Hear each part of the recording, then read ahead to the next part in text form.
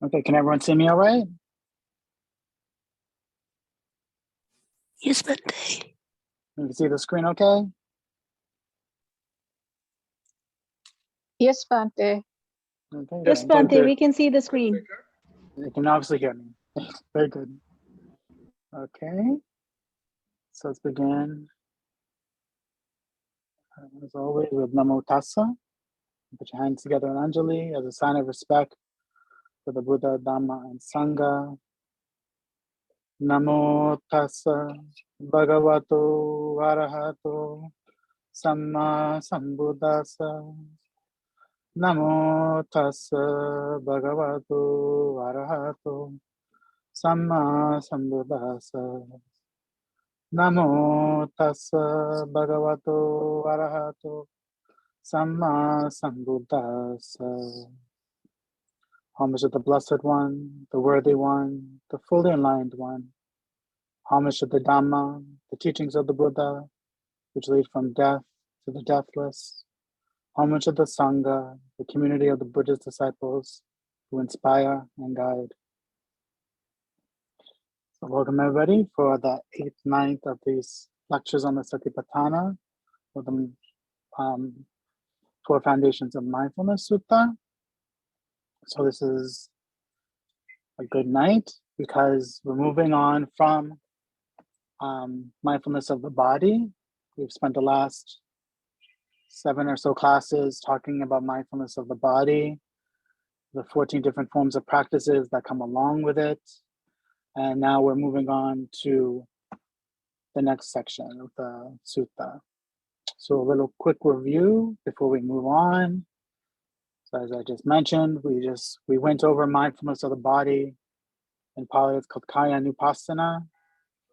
And within the Kaya Nupassana section of the sutta, there's 14 different practices, starting with mindfulness of breathing and ending with awareness of death, or the 9 charnel ground contemplations.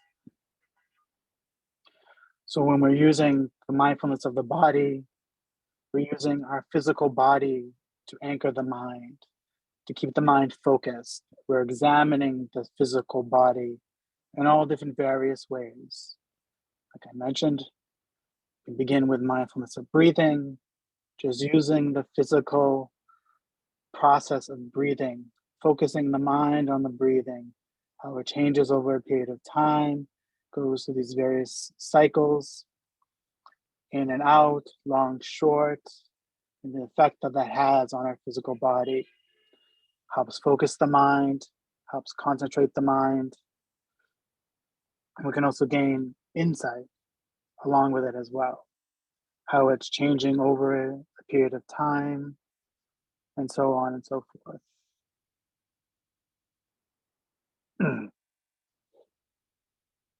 We can use mindfulness of body to keep the mind focused throughout our day, through the different various postures that we use, standing, sitting, lying down. You can keep the mind focused on those activities to help focus the mind when it gets confused, when it gets upset, when it gets agitated throughout the day. No matter what we're doing, we can use the body to help focus the mind, to help strengthen our mindfulness throughout the day. And if you went through Bhante's retreat last weekend, we can use it to analyze the body's various parts, the elements that the parts are made of, what this physical body is made out of. We can use them to contemplate, to see the impermanence and emptiness of this physical being. So all that we can use to work with this physical body. We have this physical body, we can't escape it, we can't get away with it, we're stuck with it for however our lives are. So why not use it to gain mindfulness, to gain insight, to help with concentration? So these are all different things that we can do with the Kaya Nupassana, or the mindfulness of the body. We're not judging it, we're not judging it, we're not commenting on it, we're not fantasizing about the body. We're just using this body to see what's going on, to see what this body is made up of. We have no biased judgments about it. We don't see it as me, myself, just as a body. So as we're practicing mindfulness of the body or any of the other 3 Satipatthanas or foundations of mindfulness, but particularly when it comes to the body, I would say, or actually any of them, as I mentioned, keep in mind, one dwells contemplating the body in the body. We just let the body be the body.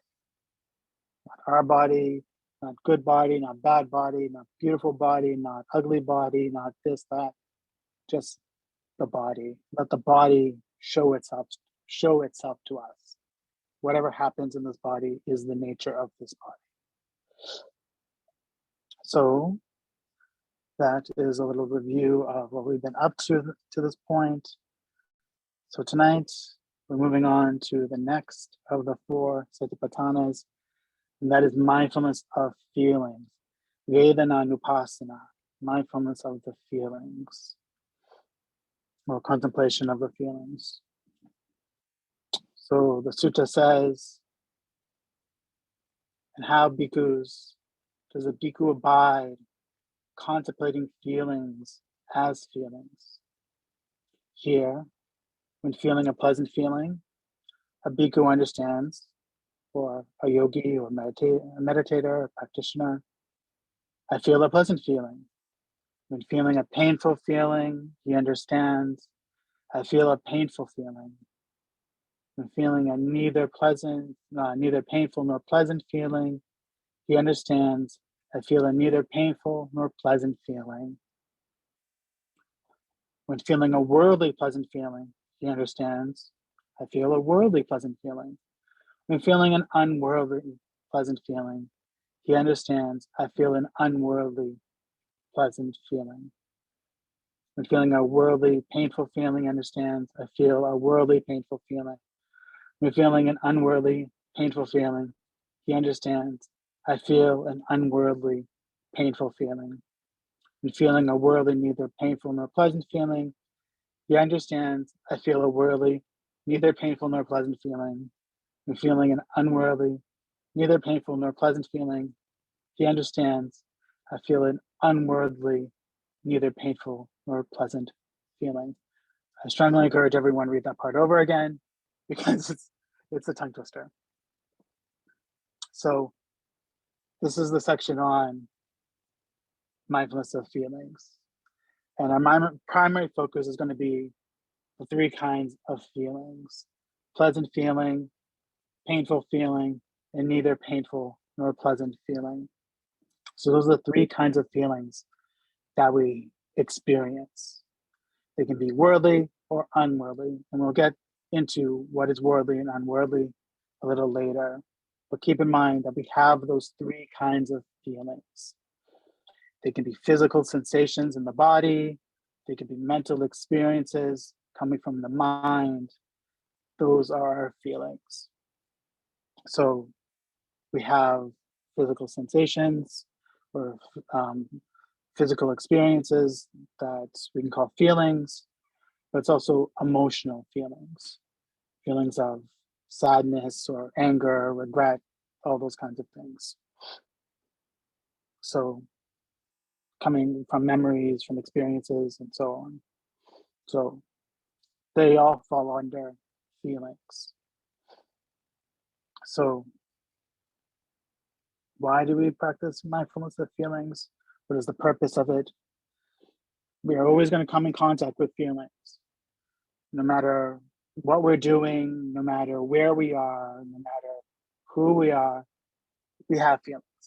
Where you could be driving in your car, next thing you know, you got a cramp in your leg, or you feel the wind blowing across your face.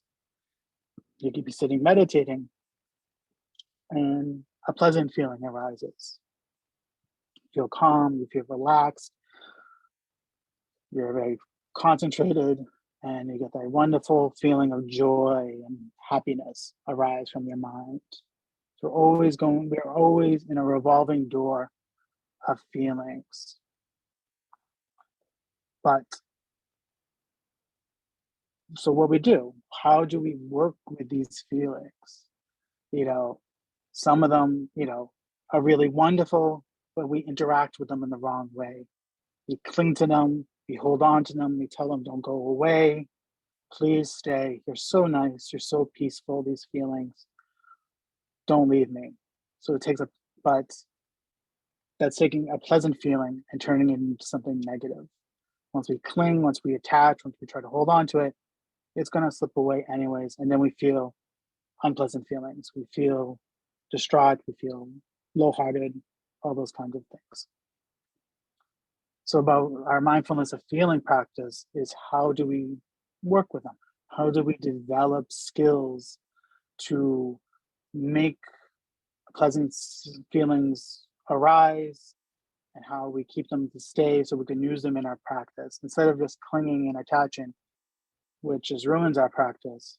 How can we work with the good feelings, make them arise, make them into a tool which we can work with instead of just holding, clinging, and binding to them, which ends our practice right there. And as always, we're going to have painful feelings in our lives, getting older, pains in the back, pains in the knee, coming in contact with somebody we don't particularly like, who trigger us. All these things we need to work with within our daily experiences. So we have to develop skills and tools and abilities to work with them. Our lives are dynamic, always in a state of change, always moving, things going on around us. So we're going to have to learn how to work with these feelings, how to get the most out of them for ourselves, so we can have more of an even keel mind, an equanimous mind, a peaceful mind, a meditative mind. So this is why we practice this mindfulness of feelings.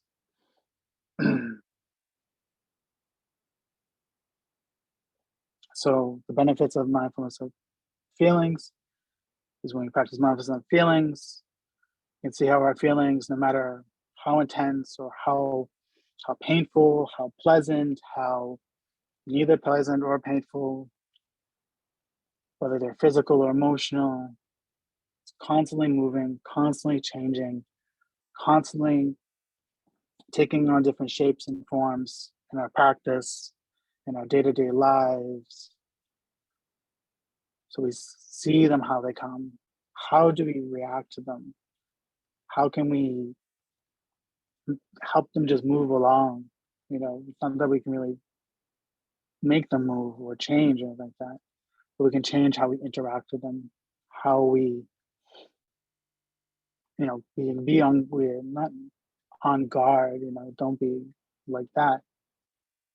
But we can see that these things are happening in us and our mind, to see how that's, we don't have to cling to them. We don't have to associate with them so harshly. We don't need to identify with them too strongly. We can just watch and observe.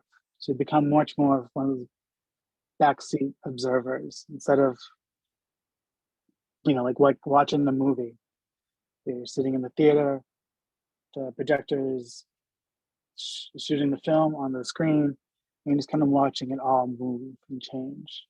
So instead of clinging, attaching, holding on to them, trying to control them, trying to manipulate them, commenting on them, getting all worked up about them, you can just see that, okay, these are feelings. This is an unpleasant feeling. This is a pleasant feeling. I'm in a neutral state right now. This is what's going on. So we can prolong that time period. Instead of just reacting, we can learn to be aware of, this is a pleasant feeling, this is an unpleasant feeling, and not get so caught up into them.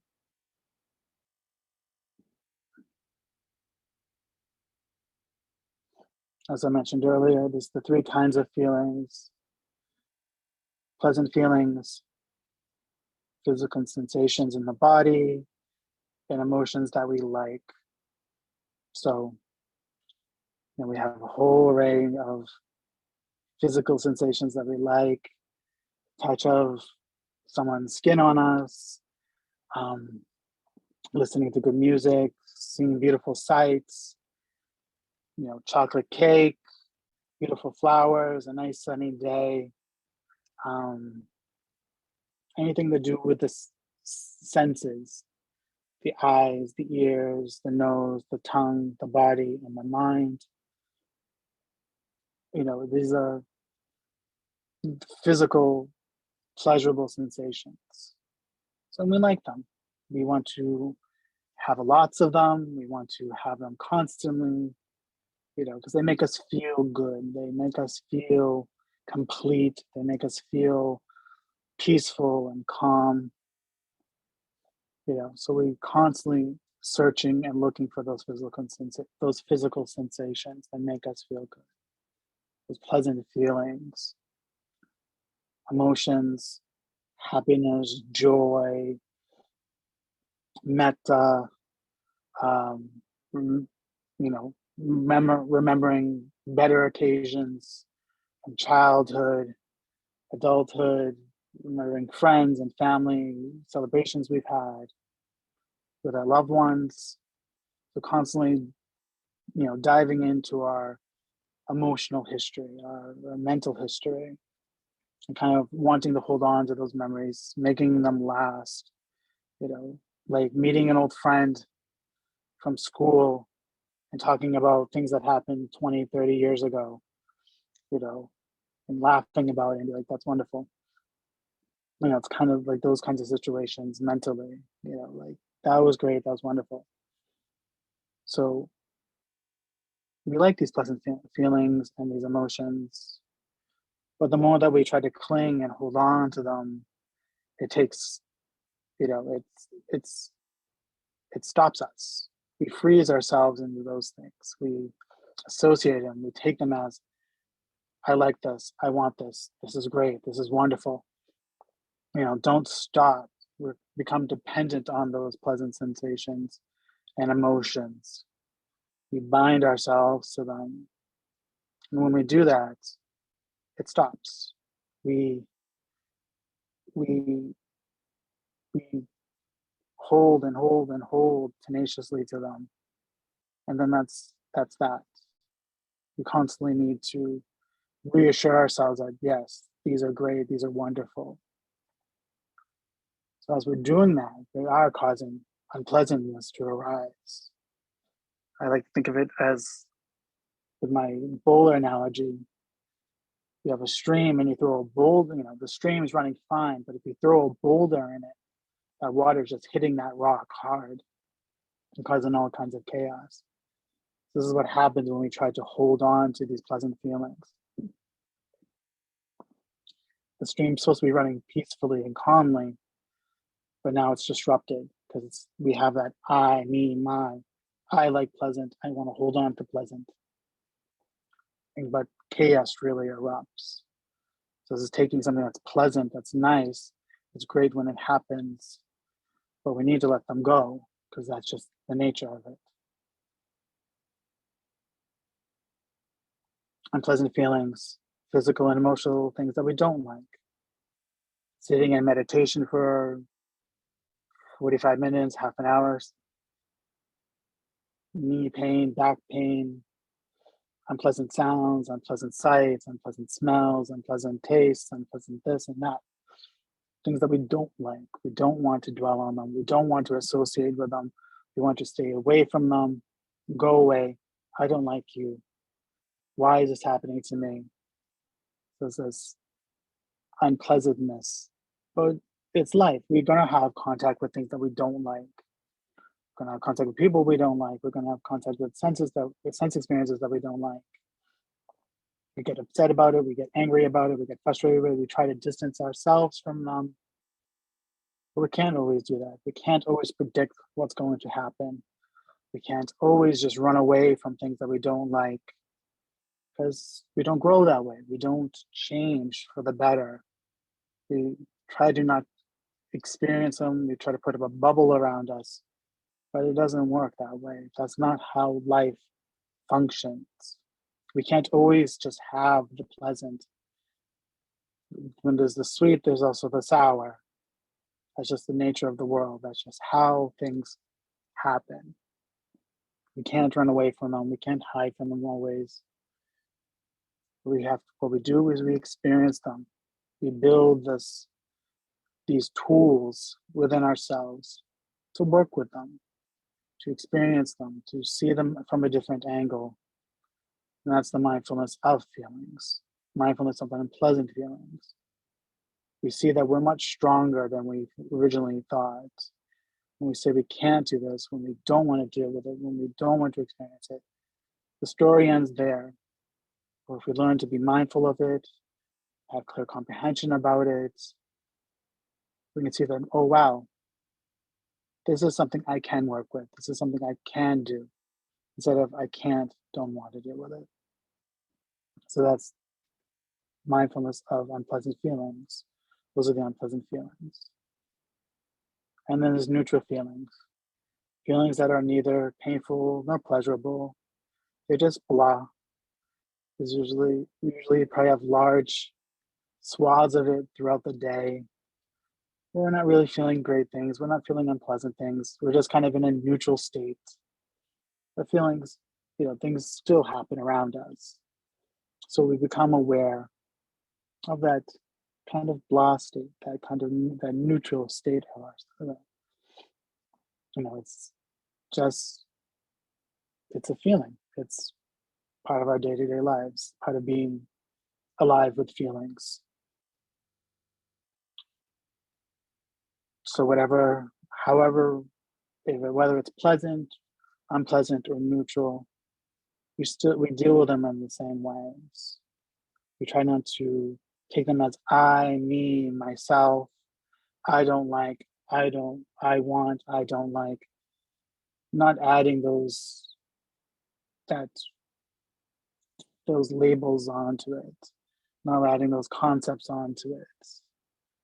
We just watch them with mindfulness and clear comprehension, seeing how they arise, seeing how they pass. We don't add stories onto it. We don't add coloration onto the feelings.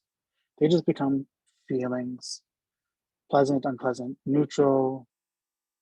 But if we learn to just stop, watch, and observe them, we can see that there's nothing really to cling on to. It's going to leave us, and holding on to that pleasant feeling just turns it into something negative.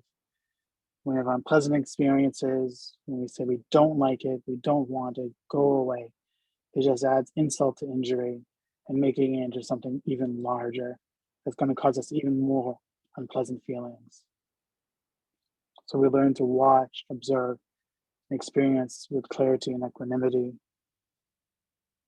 So we don't cling to the pleasant, we don't try to push away the unpleasant, we just watch and observe.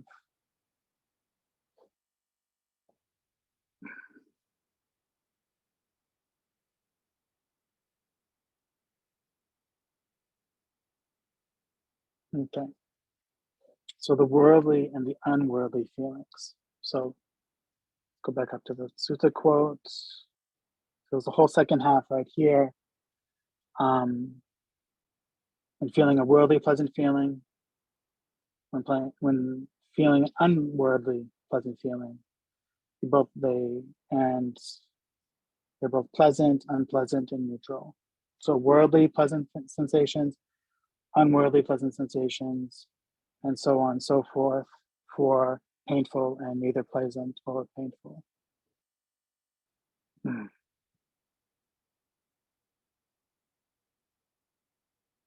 So the worldly feelings are the feelings that arise from sensory experiences. Eating chocolate cake, watching good movies, drinking champagne or wine, sunny days, going to the beach, eating great food, anything that's coming through the senses, So those would be considered worldly feelings. Unworldly feelings are spiritually spiritual feelings, usually associated with insight practice, renunciation, and things, I'll get into examples of it, because it's usually, I think it's easier to explain it through an example. They're feelings have to do with the spiritual life, for attaining insights, for attaining concentration, to working towards liberation. So those are the unworldly feelings. So the example I chose to kind of explain this a little bit better is the formula for the first jhana. So deep states of concentration, there's 4 different levels of it. But the first one I think is a good example of what can be worldly or unworldly. So the quote is, quite secluded from sense pleasures, secluded from unwholesome states of mind, one enters and dwells in the first jhana, which is accompanied by applied thought and sustained thought, with rapture and happiness born of seclusion.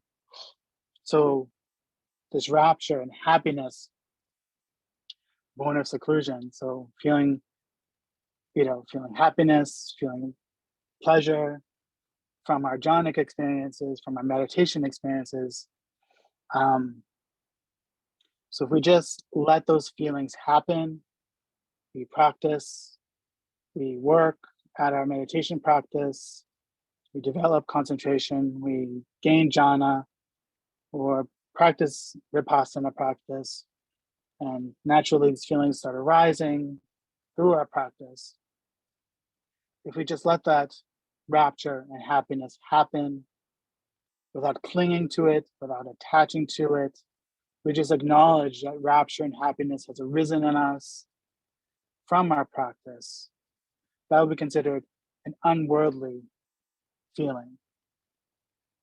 By not clinging, by not attaching, by just letting them happen, letting them be aware that they're happening, let them go when they need to go, or using them to gain even deeper states. So if we just let them arise, let them happen, let them acknowledging that they're happening, not clinging, not attaching, using them as touchstones for deeper practice, that would be considered an unworldly feeling. Rapture and happiness, completely normal, completely fine on their own. They're doing what they're doing.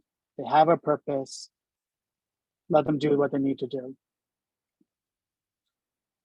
But say we cling to them, we attach them, we enjoying them, they feel great, they feel wonderful, we worked really hard for them. This is my rapture, this is my happiness. I'm awesome. I've been able to attain these wonderful mind states. Go me, great, wonderful. Yeah, that would be considered worldly happiness, worldly rapture. So what's the difference? Is that we're clinging to them, we're holding on to them. We don't want them to go away. We're able to attain them, which is great, but we have that clinging, we have that attachment, we have that wanting of that happiness and that rapture. So it's taking something that's really great and wonderful and the great attainment, but we're polluting it with our unwholesome mind states. Instead of just seeing them as feelings that have arisen through our practice and using them for a benefit of our spiritual practice, we just let it falter. We let it get polluted by clinging and attachment. We don't want it to go away. We want them to happen all the time. It's really wonderful. That's just a worldly attainment. That's a worldly feeling. And the more that we cling, the more that we want, the more that we long for them and things like that. That's taking something that's really great and turning it into something that's causes us pain, it causes us frustration, and we'll probably not be able to get to those states again until we learn to adjust how we interact with rapture and happiness. So that's, I think, is a good example of worldly and unworldly feelings. It's a much larger subject, which I don't think we're going to get into too deeply. Just keep in mind we have the three kinds of feelings: pleasant, unpleasant, and neither pleasant nor painful feelings. I'm sure there's other teachers out there who can teach it, worldly and unworldly, better than I could. But I think that's a good example of worldly and unworldly feelings. So it's all about how we approach the feelings that deal with our spiritual life.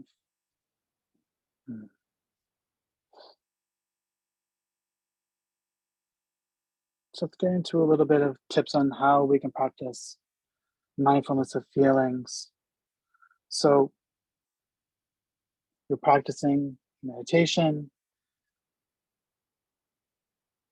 feelings start arising, pleasant, unpleasant, most likely.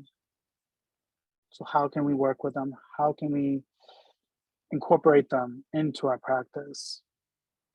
So I would say the first step to dealing with feelings, let's use painful, because of course we always feel pain while we're sitting doing meditation.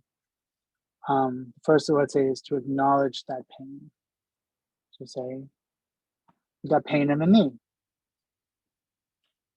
As I was given my instructions, when pain arises in the knee, you don't get frustrated, you don't get angry about it, you don't get disheartened about it, you don't say, why me? Why am I feeling this knee pain? Oh my gosh, my knee is going to explode. We don't add on to it. We don't exacerbate this pain. We just acknowledge that this is unpleasant, that it's painful, that this is pain. You can quietly acknowledge it. Pain, pain, pain, or there's pain in the knee. We don't give up. We don't shift. We don't move our leg. We don't try to run away from it or make it go away. We just acknowledge it. We see it. I see you, pain. You are pain of the knee. So we just acknowledge it. This pain has arisen. It's in the knee. It is what it is. This comes with having a body. So if we shift, if we try to get away, get up and go do something else, what are we gonna do?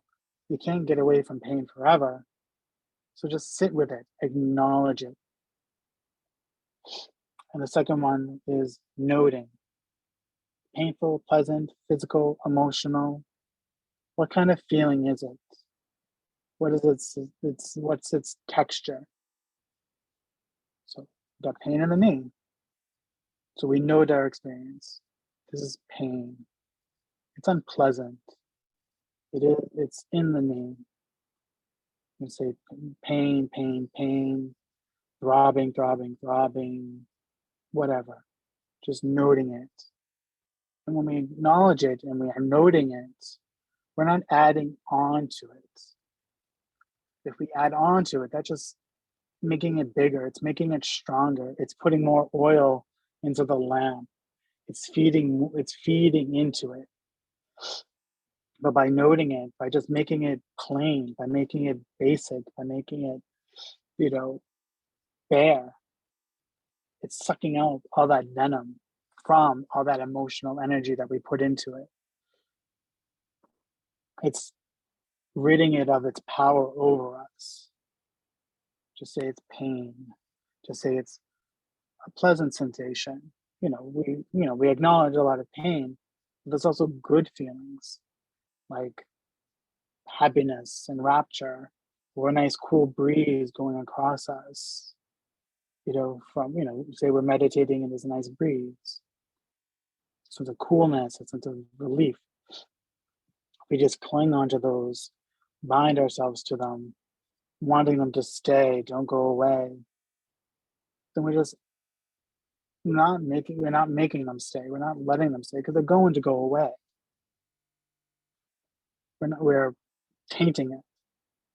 But if we just acknowledge by just saying, okay, that's a feeling, it's a pleasant feeling, that's a painful feeling, this is physical, that's emotional.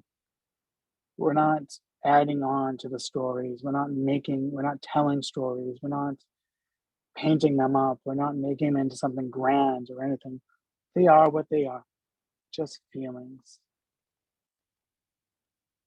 So we make them plain, we make them bare, just acknowledging them, and they lose their power, they lose our grip, because it's the emotional content that we feed into them. That's what gives them power. That's what makes them something big. I don't know if I told you about my analogy of the neon light. So say you have a big neon sign. From a distance, it's big, it's grand. It looks opposing. You can't get by it. It's so big. So we go, ooh, pain, pain, pain. But when you get closer to the sign, you start seeing that it's buzzing. It's not this big solid mass that we can't penetrate. It's buzzing, it's changing. It's not what we first thought it was. It's not something of, it's not something that's, firm or large. It's just energy, twitching, buzzing. There's more to it than we originally thought. So by just acknowledging it, by noting it as pain, we're ridding it of its strength and ridding it of its power, and it's turning into something that's very dynamic, that's something that's moving and it's changing. It's more complex than we originally thought, because we didn't feed it with our emotional reactions. So it goes into the last one: observing, watching, experiencing. We're not, we're not filling it up with our emotions. We're not wanting it to be other than what it is. It is what it is. It's pain, or it's pleasant. It's even neutral, but pain and pleasure tends what we deal with more often. So when we just watch it, observe it with our mindfulness, see it's more dynamic. It goes from hot to cold, throbbing to aching to tingling, ebbing, flowing. It's changing. And when it's changing, it's much more interesting. It's if we just say pain, go away, I don't like you, then we lose that opportunity to see all the different things about it. It's, if we just watch and observe it and see that it's entertaining, that it's something to learn from, and we grow that way. If we just react, fill it with emotions, get frustrated, get angry, wanting to go away, then we don't learn anything. We don't develop any kind of skill. But when we watch it and observe it, we're building up our mindfulness, we're building our patience, we're building up our ability to observe things that we don't necessarily want to deal with. And that makes us all the better, makes us all the more stronger. And we just let it go. Watch it for a few moments. You can stay with it if you want, but if you want to observe it for even longer, it's fine, but just let it go. Go back to the breath or anything else that you were originally, whatever tool you were using for mindfulness. You just let it go. It has arisen, it's changing. It is what it is. You can go do something else instead of just sitting there getting angry about it, getting emotional about it. Of course, if you're having real pain or real discomfort due to, physical ailments or whatever, you have bad back, bad knees, then it's okay to maybe change things up a little bit, go do some walking meditation, but you're always going to do it with mindfulness. You're not just going to get up. You're going to move slowly, feeling how that pain, I think I've told you that, when you have knee pain, and you can't deal with it anymore.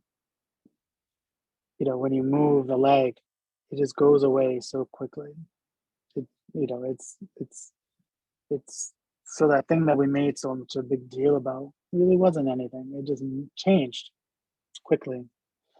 So you're going to move very slowly, feeling the limbs moving, you know, all the little different micro gestures, all the micro movements that takes into getting up from our meditation seat. So, you know, if it's just something that naturally arises, like pains in the knees or pain in the back through meditation, because you've been sitting for a while, then sit with it for a little bit, observe it, and do all those different tips for practicing with mindfulness of the feelings. But if you have real physical ailment that should, you know, don't push it, but do get up mindfully. So the section on mindfulness of the feelings ends with all like the typical, you know, the typical ending for each of the sections of the Satipatthana. In this way, he abides contemplating feelings as feelings internally, or he abides contemplating feelings as feelings externally, or he abides contemplating feelings as feelings both internally and externally, or else he abides contemplating feelings, their nature of arising, or abides contemplating feelings, their nature of vanishing, or abides contemplating feelings, their nature of both arising and vanishing, or else mindfulness that there is feelings is simply established in him to the extent necessary for bare knowledge and mindfulness, and he abides independent, not clinging to anything in the world. That is how a bhikkhu abides contemplating feelings as feelings. So we have feelings, all other beings have feelings. But these feelings arise, they stay for a period of time. Once those conditions for their arising have disappeared, they will disappear as well. They're not I and me, myself. They're something that they're dynamic. And these are just feelings, not me, not myself. I am not my feelings. My feelings are not me. They're just conditioned things that arise, stay, pass away. And how we interact with them, how we work with them makes all the difference. So I think that is all I have to go through this evening on mindfulness of feelings. So it took us a few Sundays to get through mindfulness of the body, but the next two sections are fairly short. There's a lot of different practices that went into mindfulness of the body, but Vedana is very short. Mindfulness of feelings is very short. And I believe the next foundation is also the same thing, mindfulness of the mind. So what took us a few weeks to go through probably would just take us a single night to go through. Maybe next week I'll extend it for 2 nights, 2 Sundays, but we'll see once I get there. So as always, we can have our Q&A session. So we can start the share.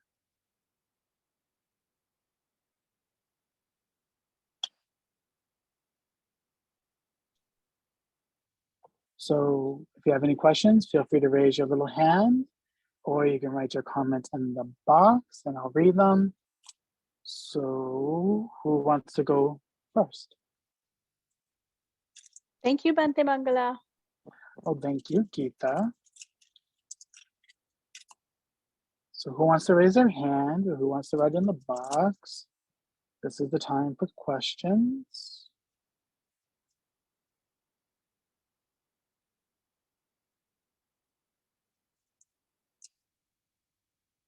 Okay, I think we got a raised hand.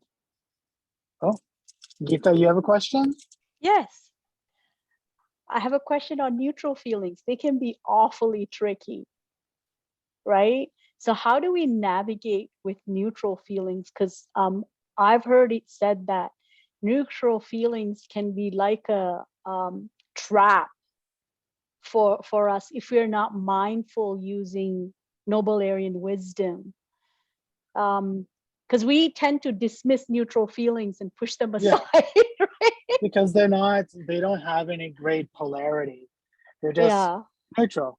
Like I said, we're typically in neutral, like, Yeah. but so that's like why we have to practice mindfulness throughout the day, because, it's always not going to be so obvious, so that's why we have to watch the mind. Yeah. What is the mind doing? What are we doing, throughout our day? So, yeah, that's why, do mindfulness of walking through your day, so it's not just, not the punching, it's, it's has a place of focus, where, it's not just, it's in neutral, but it's doing something that's wholesome, you know, it's not Yes, the just, wholesome is it's the not, most important. it's not just floating on the water, like going with the tide, it's, so, and it might not be a pleasant sensation going on. It might not be a painful sensation going on. It's neutral, but it's doing something that's worthwhile. It's doing something that is wholesome. Might not be feeling anything that's exaggerate, over the top, like pain or pleasure, but it's the mind is keeping busy. It's not just in that neutral state. Thank you, Bhante Mangala. You're welcome. But yeah, it is tricky. It's dangerous because it's still feeling, and we're still seeing it as I'm experienced neutral feeling or neither pleasant nor pleasant feeling. So we have to draw that out of, no, it's not me or I. It's just neutral. So I see Sheila has a hand up. Good evening, Bhante. Thank you. Oh, good evening. You're welcome. I made an observation yesterday that I think is with regard to Vedana. I was in a store and I noticed a life size skeleton. And in the past, I think I would have felt aversion or maybe not pain, but some negative feeling. And I think with contemplation of body and moving into understanding and practicing, I noticed that I didn't have what I would, that negative sense that I would have previously. And there was actually a pleasantness in seeing and touching and manipulating the skeleton.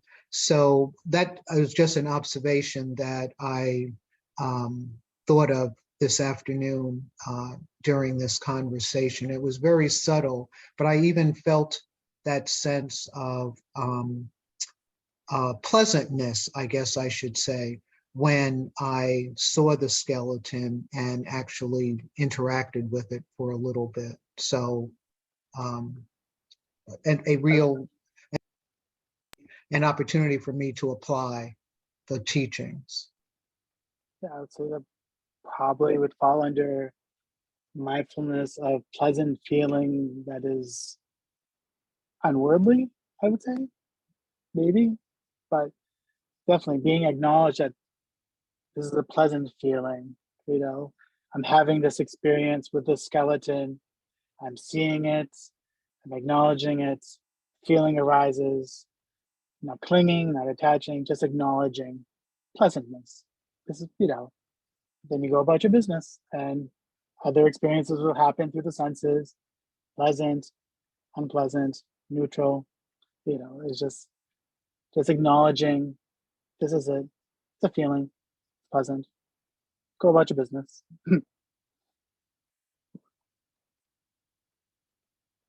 Okay. So I think there's Fam or Majid.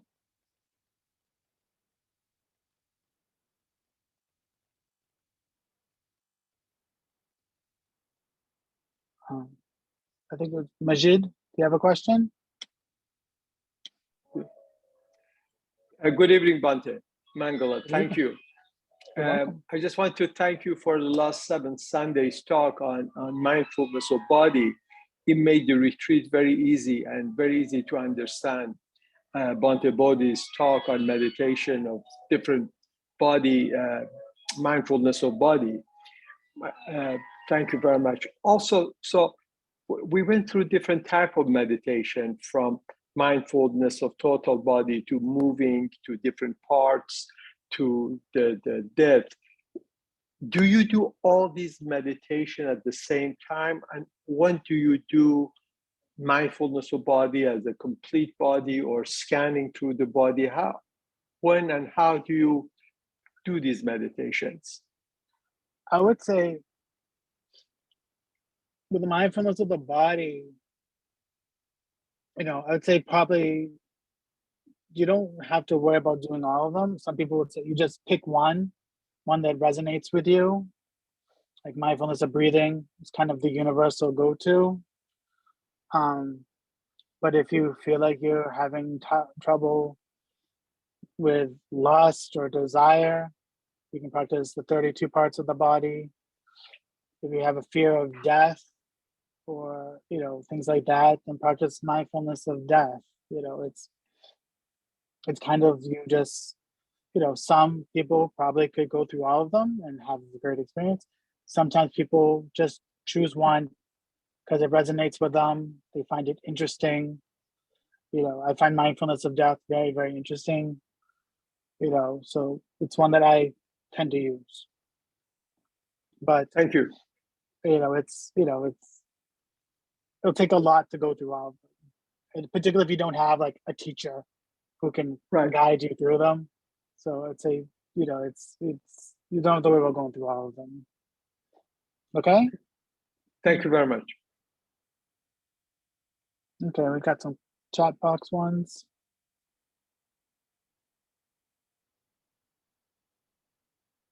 Oh, thank you.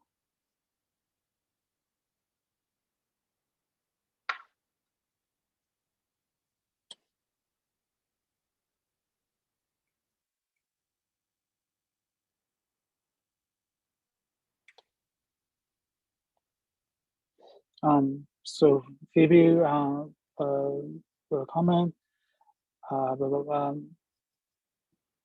would you consider doing guiding around mindfulness of feelings and any future things you teach us as part of the opening meditation, so we can really experience how to work with this in our meditation? Thank you so much for your teaching. It's wonderful. I actually do mindfulness of feelings when I'm giving the guided meditation. So when I'm talking about pain in the knees or pain in the back, just watching it, experiencing it, not trying to push it away, not clinging. It's a little quick inclusion of mindfulness of feelings. But yeah, if maybe next week I could go through mindfulness of feeling a little bit deeper as a guided meditation. But did we? No, that was yeah. So yeah, we'll check back next week, and we'll see what we can do.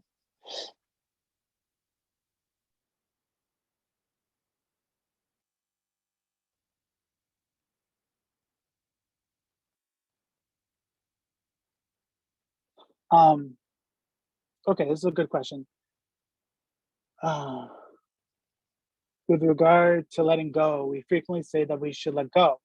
To really practice letting go, should we just follow the steps that you just taught us, or is there other ways of letting go? That's a really good question, because these are just little tips. Please do not take my what things I say on Sunday nights as the end all be all. They're just little tips that you can incorporate in your practice that I find very helpful. But please do not hesitate to look up other teachers. Venerable Bhikkhu Bodhi, Joseph Goldstein, Sharon Salzberg, Jack Kornfield, Venerable Bhikkhu Analio, Venerable Tanasaro. please use YouTube. Please read various books dealing with these particular subjects, because you'll get a lot of wonderful teachings on how to practice these different steps, how to practice these different practices. Every monk who has an understanding of Pali and the suttas and knows how to write a book have written books on the 4 foundations of mindfulness. So that's like the thing you do when you're a scholar monk or a writer monk. You write commentaries on the Satipatthana. So please, read Venerable Hanapolo Gunaratana's book on mindfulness, 4 Foundations of Mindfulness. Watch Dhamma talks on YouTube from all the different various teachers, and you'll get a large collection of different practices you can do with mindfulness of feelings. But the ones that I taught tonight are just different steps, different things you can do, how to work with these feelings.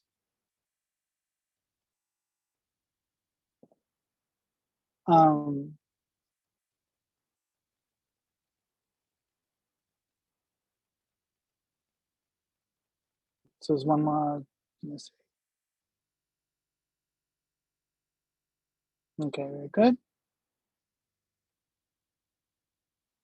Can you please specify the usefulness of death meditation? Thank you. So the mindfulness of death practice helps us get ready for death. It helps us be prepared that death happens. It's that life is constantly in a state of movement, that we're always going forward. We can't go back. So by mentally preparing ourselves for the inevitability of death, we're able to work with death.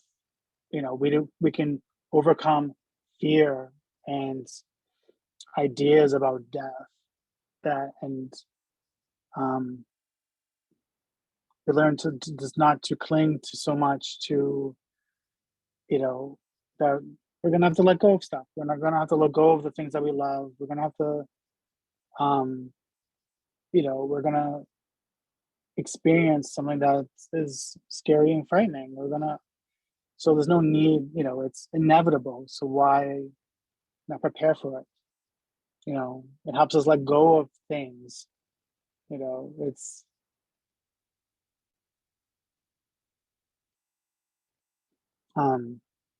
it's also just seeing that everything that we considered I, me, myself, eventually would disappear and go away.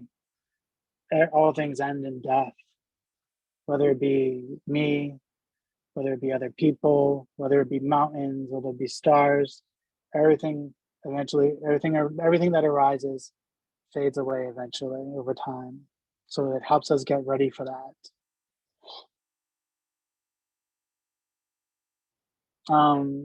Has there been a published commentary on Satipatthana by Bhikkhu Bodhi?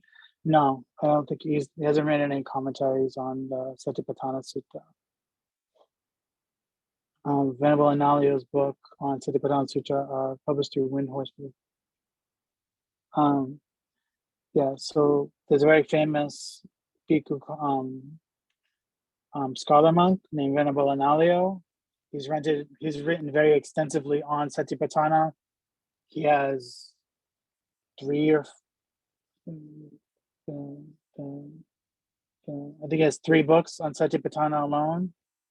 I highly recommend it.